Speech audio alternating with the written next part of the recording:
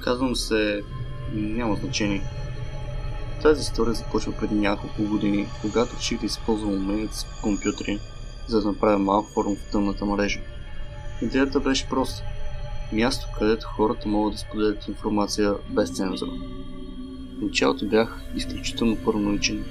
Страх ме беше, че някой ще хакне сайта, че ще ме открият. Прочетох всичко, което можах. Форуми, блогове, ръководство. Как да остана анонимен, как да се защитя. Накрая реших, че съм готов. Нямах пари за чужд хостинг, така че просто използвах стария си лаптоп. Не очаквах хиляди потребители, просто малка общност. И за известно време всичко вървеше перфектно. Хората се регистрираха, пишеха, пращаха дарения.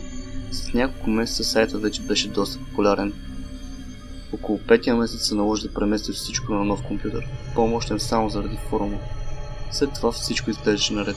До един ден, когато се пребрах и видях, че машината е замръзнала. Рестартирах го, на компютъра просто се изключи. След няколко часа роене се оказа, че рам паметта е повредена.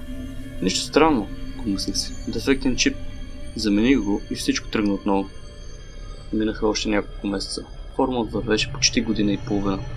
И тогава започна истинския кошмар. Беше петък. Върнах се от работа, хапнах нещо, седнах на компютъра и видях много съобщения.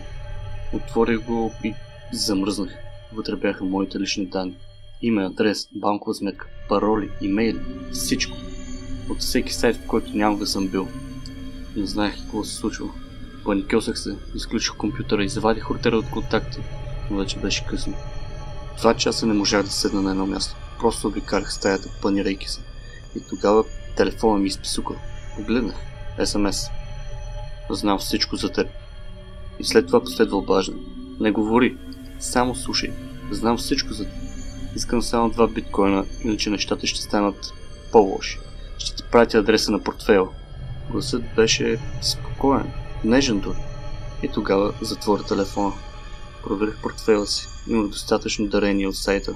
Прехвърлях сумата и си помислих, че с това приключвам. След минута пак същия номер.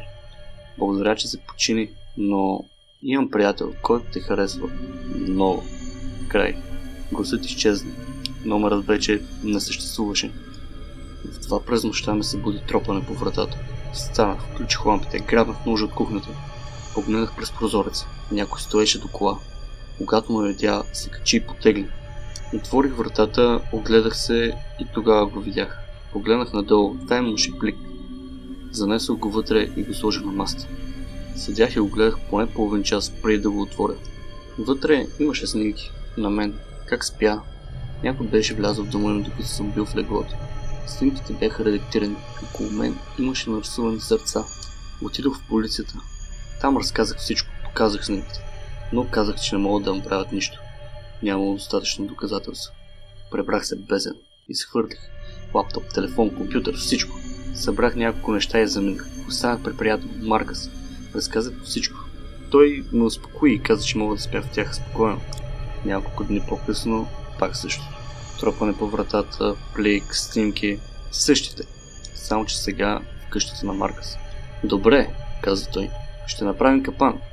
Сложихме камери, заключихме вратите, барикадирахме прозорците, направихме леглото да изглежда сякаш спя вътре. Скрихме се в съседната стая. Около 3 сутринта се чу звук от ключалката. Вратата бавно се отвори. Фигурата влезе вътре бавно, почти безшумно. В момента, в който влезе в стаята, заключихме отвън с метален прът. Стоеше там, просто ходеше в кръг. Силуетът му се движеше през светлината от прозореца. Извикахме полицията. Когато дойдоха, видяхме през процепа как натрапникът изважда пистолет. Вдигна бележка, на която пише "Обичам те". Имам те с на спусъка. След няколко часа бях в полицейското управление. Детективът седна срещу мен и сложи снимка на масата. Познаваш ли я? Я? Попитах объркан. Това е човекът, който те е преследвал. Онемях. Жена. Разказаха ми, че открили коя е и къде живее. Отишли от тях и открили стената й, пълна със снимки. На мен, в ресторанти, как спя, в залата, от работа дори. Тя беше тази, която ми беше писала, която се беше промъквала в дома ми, която искала да ме спаси от света, планирала е да ме опои и да ме държи заключен, докато не я обикна. Детективът каза, че съм жив, чиста случайност. Аз просто умремях. Изхвърлих всичко и никога повече не влязах в Dark Web.